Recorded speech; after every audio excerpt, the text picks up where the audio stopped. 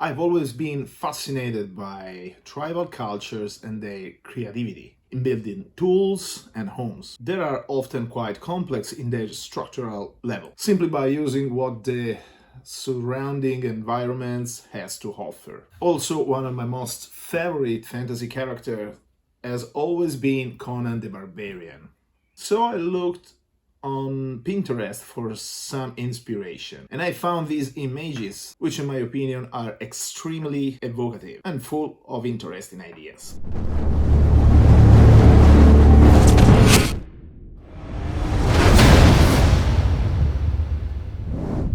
Welcome back on the MDM channel. This week we will start a new project, and with it a new series dedicated to our tribal village. Huts, tents, totems, clan hall, maybe even some scattered terrain elements like cages for prisoners or an ancient cemetery. Before I fly away with my imagination, stop talking and let's get in action. Eh?